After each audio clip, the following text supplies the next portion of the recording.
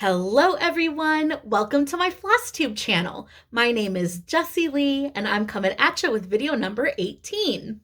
I'm sorry that my video is a bit late, but I just had a very busy weekend because of Thanksgiving. I hope all of my stitchy friends who celebrated Thanksgiving last week had a wonderful time. Our celebration went really well. Tim actually worked Thursday night, the actual Thanksgiving night, and the night after. And of course, the kids had those days off of school. So it was just me and the kiddos, and I was trying my best to give them a nice Thanksgiving break and keep them entertained. And then we finally got to celebrate Thanksgiving on Sunday. It was just me and Tim and the kids, and we had a wonderful meal and a nice time together as a family. Tim did all of the cooking. He chose to prepare Cornish hens as our main dish, which were delicious and were a huge hit with the kids. They got a big kick out of each having their own little mini chicken. And then I did all of the dishes afterwards. And it was just a really nice Thanksgiving celebration we had on Sunday. One unusual thing we did before Thanksgiving was hang up all of our outdoor Christmas lights. Now, I've said before that Christmas is really not my favorite holiday, so I usually don't want any decorations out before December. But this year we will be traveling over Christmas to go celebrate with my in-laws down in Florida. So I thought it might be nice to put the lights up a little bit earlier so we have plenty of time to enjoy them. We visit my in-laws for Christmas every other year, and we always have a wonderful time. But when we come back, I am always exhausted and just totally done with Christmas. So in anticipation of that experience, I thought, let's go ahead and hang up the lights a little bit early this time. So that's what we did. And here is how they turned out. This is the lights that we've hung up on our house ever since our very first Christmas here 3 years ago, and I think they're super cute.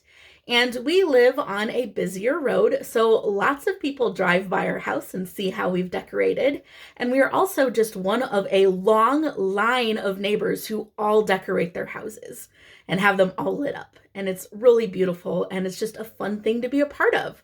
Decorating the outside of our house feels like we are joining in with something bigger. So it's just really wonderful and one of the things that I actually truly enjoy about Christmas time here in my neighborhood.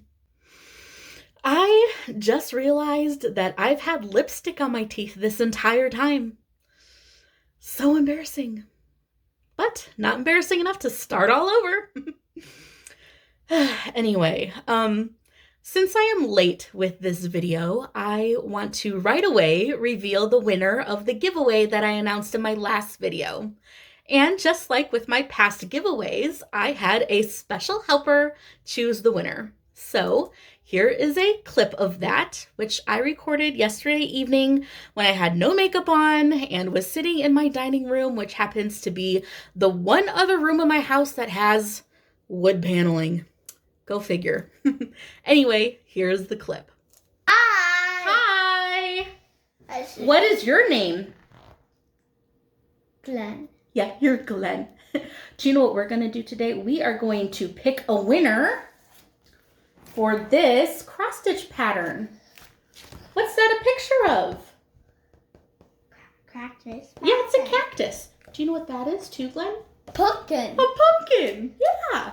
This is Cactus Party by the Frosted Pumpkin Stitchery. Roses.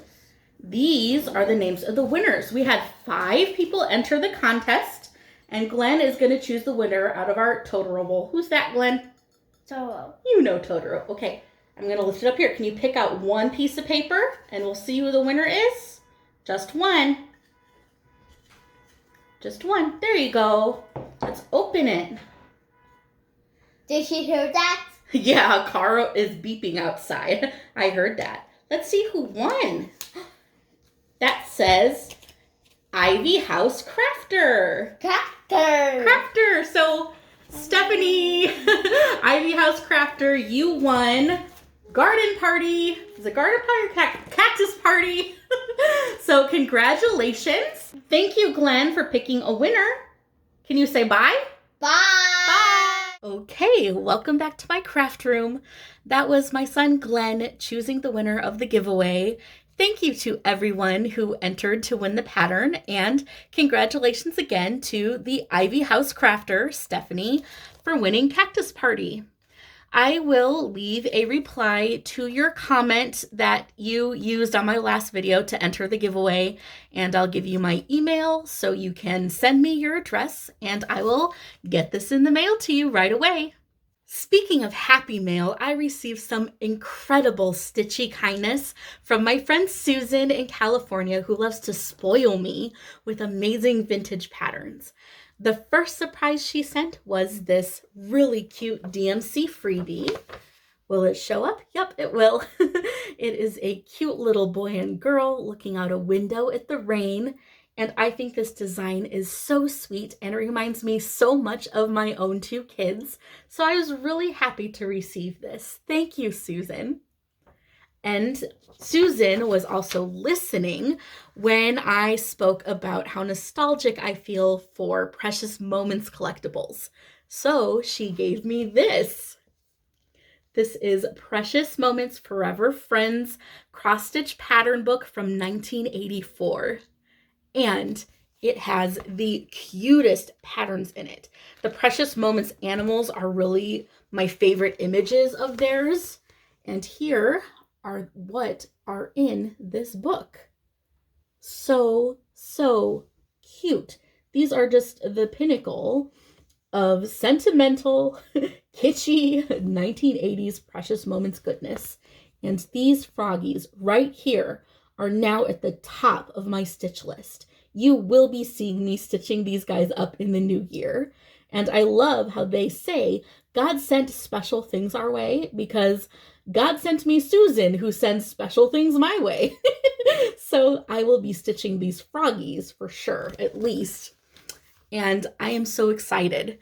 I'm obsessed with the frogs in particular because when I was a little girl, I had Precious Moments bed sheets, and the bed sheets had a print of a little girl and a little goose like facing each other, looking into each other's eyes. And then off to the side of them was a really cute little frog. And I didn't care too much about the girl and the goose, but I loved that little frog. I thought he was so cute. I loved looking at him. And he was the whole reason I ever wanted those bed sheets in the first place. I just loved that froggy. And now I have two Precious Moments froggies that I get to stitch. And I am just so excited and just really happy and grateful. Thank you so much, Susan, for your kindness. I also have a couple new patterns that I purchased for myself. Durene Jones had a Black Friday sale on her Etsy, so I picked up a couple patterns that I've had my eye on for a while. I downloaded the PDFs, so I'm gonna scoot over and put up pictures of what those patterns look like. The first one is this cat pincushion pot. That is so cute. Of course, I love the kitties on it. I think the colors are really neat, but most of all, I like the hardanger that's on it. I've never stitched hardanger before, and I thought it would be cool to try one day. And the instructions on this pattern are very clear and easy to follow, so I will feel totally confident going into it. And then I also bought her alphabet sampler, and it is called A is for ellipses. And it is the cutest alphabet design that I've ever seen, and I have an exciting reason to stitch it. One of my sisters-in-law is expecting her first baby. And not only is it her first baby, it is my first niece or nephew and my kid's first cousin. So I will be stitching this alphabet as a baby gift. Yay! As for actual stitching, I only worked on one whip these past 2 weeks, and that was my Spring Cat Sampler by Nancy Rossi. And here it is in all its glory.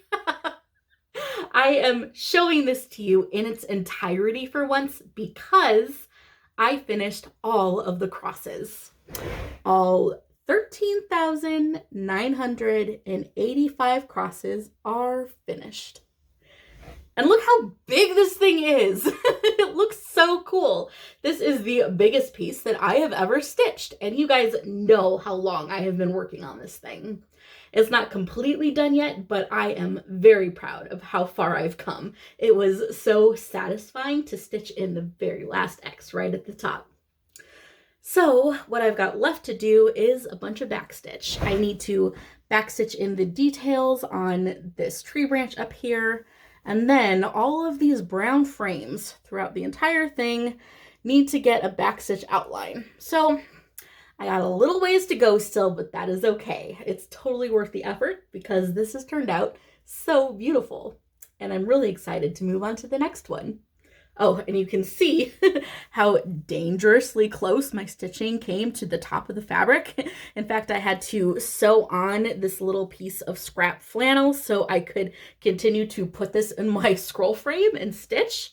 I actually realized something wasn't right way back when I was stitching this black trellis. It was at that point that I actually went ahead and counted how many stitches I had remaining to make sure I would be safely within the fabric, and I just made it. So this whole time I really haven't been in suspense about whether I would make it or not. I knew this would be inside the fabric still, but it's going to be a challenge to frame later. Oh well, lesson learned. I will be more careful when I start the next seasonal cat sampler. So this is the Spring Cat Sampler by Nancy Rossi.